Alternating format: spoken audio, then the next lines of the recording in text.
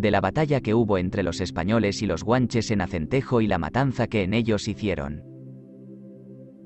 Cosa averiguada es, por derecho divino y humano, que la guerra que los españoles hicieron, así a los naturales de estas islas como a los indios en las occidentales regiones, fue injusta, sin tener razón alguna de bien en que estribar, porque ni ellos poseían tierras de cristianos, ni salían de sus límites y términos para infestar ni molestar las ajenas. Pues decir que les traían el Evangelio, había de ser con predicación y amonestación, y no con tambor y bandera, rogados y no forzados, pero esta materia ya está ventilada en otras partes, pase ahora. Volviendo a nuestra historia, el gobernador de la conquista, Alonso de Lugo, teniendo en menos a los naturales de lo que debía, viendo que el rey de Tahoro no se le sujetaba, antes mostraba brío de esperarle y resistirle, sin más deliberación, hace marchar el campo hacia el reino de Tahoro, pareciéndole que venciendo y sujetando a este rey, por ser más poderoso, los demás vendrían a buenas y se le rendirían. Mas quien a su enemigo popa a sus manos muere. El rey de Anaga y el de Tacoronte y Tegueste, por cuyos términos los españoles habían pasado, no hicieron resistencia con todo su poder, aunque hacían algunos asomos y arremetidas, o porque veían la pujanza y fuerzas de los nuestros, o porque los querían dejar entrar tierra adentro para usar de ellos a su salvo. Al fin el campo fue marchando hasta la Orotava, sin hallar resistencia, donde hallando cantidad de ganado, dieron en él, y habiendo cogido mucho número del y no hallando enemigos, se empiezan a volver con la presa, pensando que los guanches no usaban acometerles.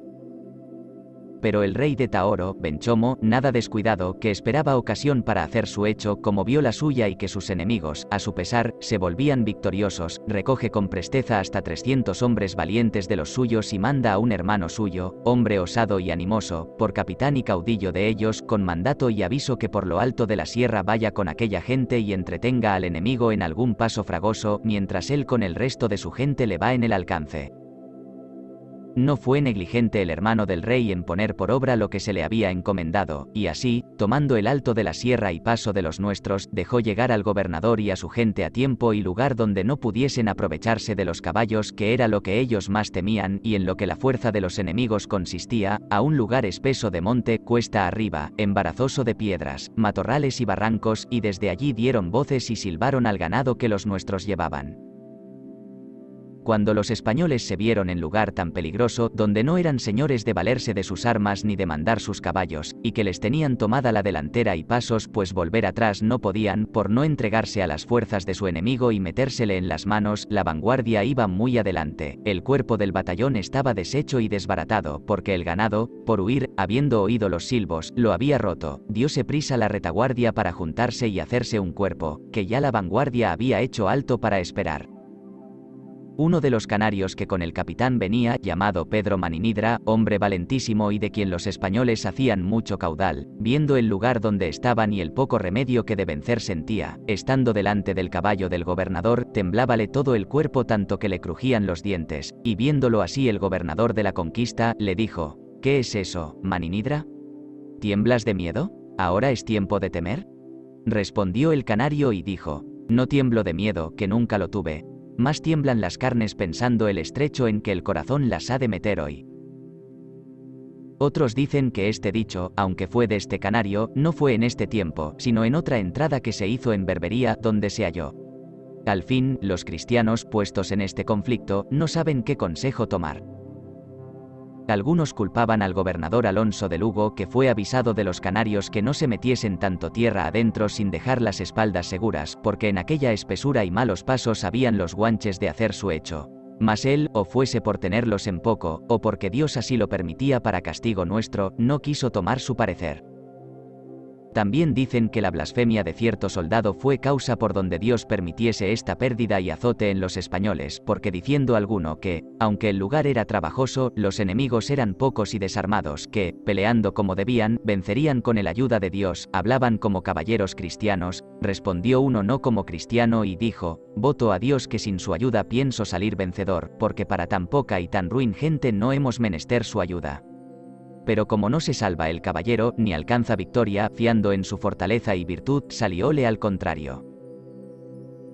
porque dando los guanches en los españoles en aquel trabajoso paso, como ellos venían cansados y no se podían juntar ni usar de sus armas y destreza, aunque hacían su deber, peleando varonilmente, como el lugar les era contrario, así lo fue la fortuna, que, llevándolos de vencida, fueron haciendo gran matanza en ellos, de donde le quedó el nombre al lugar, la matanza de Acentejo. El capitán de los de Tahoro, viendo que los españoles iban de huida y que los suyos hacían carnicería en ellos, sentóse sobre una piedra muy de propósito.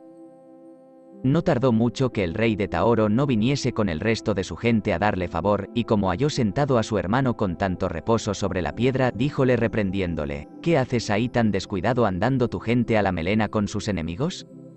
Respondió el hermano con mucho peso, y dijo: Yo he hecho mi oficio de capitán en vencer y dar orden para ello. Hagan ahora los carniceros el suyo, prosiguiendo la victoria que les he dado.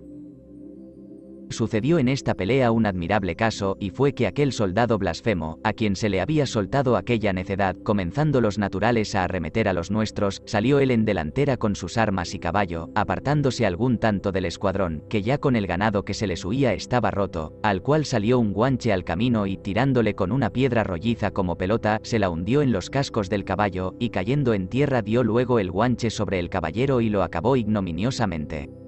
en pago de su blasfemia, siendo el primero de los que murieron. Así castiga Dios a los que en sí fían.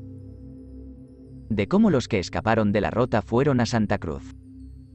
Mucha reputación de la que los españoles acerca de los naturales tenían perdieron este día, por no haber querido esperar al enemigo en campo raso, donde se pudieran aprovechar de él, y por haber temerariamente penetrado la tierra, sin haber tentado las corazas al enemigo y haber asegurado los pasos peligrosos, y así perdieron la ocasión, reputación, campo y vidas, muriendo de ellos a manos de sus enemigos y desriscados casi 900 hombres, que fue la mayor pérdida que en estas islas hubo, con que Dios quiso castigar la altivez y soberbia españolas,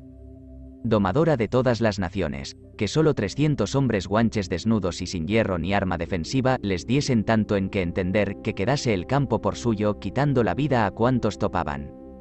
Tan encarnizados estaban que a ninguno perdonaban que a las manos les viniese, y así los que de ellos se escaparon fue por mucha ventura.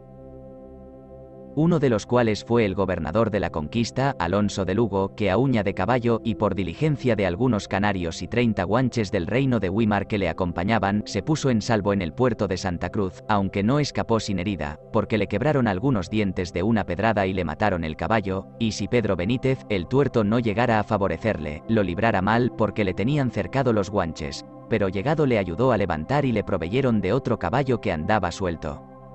habiendo dejado a su dueño en el campo.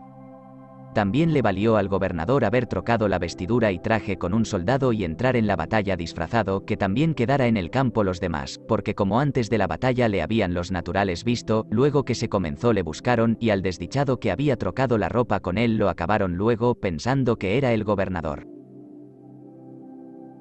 Pelearon este día valentísimamente los caballeros y muchos de los canarios, pero sobre todos peleó Pedro Benítez, que hizo este día cosas hazañosas, tanto que los guanches decían que si hubiera muchos como él, nunca sucediera el desastre. Escapóse él, y con su favor otros. Escapó también Pedro de Vergara, Hernando del Hoyo, Bartolomé Benítez, Jerónimo de Valdés, Guillén Castellano, Juan Benítez, haciéndose muerto entre los muertos, habiendo todos peleado como caballeros. Escaparon también 28 o 30 españoles, en una cueva junto a la mar que no tenía sino una pequeña entrada por su andén, y como 90 canarios en una baja dentro de la mar y otros en una junquera. El gobernador y caballeros que, escapados de la derrota, fueron a Santa Cruz, despacharon luego bajeles, para que fuesen costeando hacia la matanza, a recoger los que hubiesen escapado de ella, y así trajeron los 90 canarios que hallaron en la baja. El rey de Tahoro, como supo de los españoles que en el andén estaban, envióles a mandar que saliesen bajo su palabra, y, saliendo, les hizo buen tratamiento y los envió con gente de guarnición para que los llevasen a Santa Cruz y los entregasen vivos a su capitán, y así lo hicieron. Aconteció que llevando a estos españoles a Santa Cruz, habiendo de pasar por el lugar donde había sido la matanza, parece que un español, de miedo de la muerte o por no haber hallado modo de escapar la vida, no sabiendo el camino que había de tomar para escaparse de la mortandad y derrota pasada, se había quedado entre los cuerpos de los muertos, hecho muerto, esperando ventura. Y pasando los 28 o 30 españoles que enviaba el rey a Santa Cruz por el lugar donde él estaba, levantóse y juntó con ellos, sin ser visto de los que los llevaban en guardia por entonces. Mas como de ahí a poco rato se pusiesen a sestear, contándolos hallaron uno más, y queriéndolo matar y no sabiendo cuál fuese, dieron aviso al rey, por no matar alguno de los que él les había entregado. El rey los mandó volver y en viéndolos luego conoció cuál era, y sabiendo el modo cómo había escapado, le perdonó, dándole por pena la que el triste había padecido entre los cuerpos muertos de sus compañeros, y así los tornó luego a enviar en paz y en salvo, mandando no les hiciesen daño alguno. Este fue el fin de la primera jornada que los españoles hicieron en esta isla, y aunque fue afrentoso, fue suceso de guerra y cosa que pudo ser sin culpa de los hombres, faltándoles la fortuna.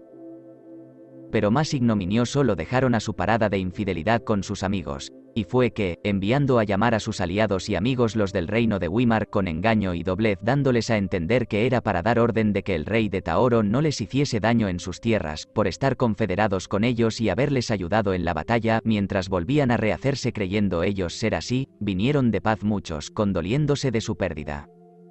Y convidándoles los españoles para que entrasen en sus navíos a verlos, estando dentro, alzaron velas y llevaron a España gran cantidad de ellos, para venderlos por cautivos, pensando restaurar su pérdida con este inhumano hecho y fuera de toda razón. Algunos de estos que fueron vendidos para esclavos, siendo ya ladinos en la tierra, se fueron a los reyes a pedir justicia y libertad, informando de cómo, siendo libres en su tierra, con engaño los habían traído a donde estaban y vendido como a esclavos, siendo libres, amigos y confederados. Y así mandaron los reyes se les diese libertad y en ella viviesen.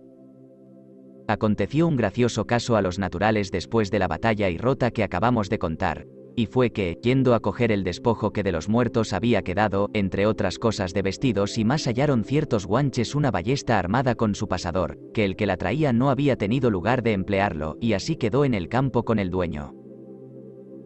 Pues como no supiesen qué arma fuese, por no haberla visto en su vida, ni supiesen el artificio de la llave, ni el daño que hacer podría disparándola, tantas vueltas le dieron y tanto la trataron y manosearon que, sin saber lo que se hacían, apretó uno la llave y, disparando la ballesta, dio con el pasador a uno de ellos por los pechos, que pasándolo de claro, cayó muerto.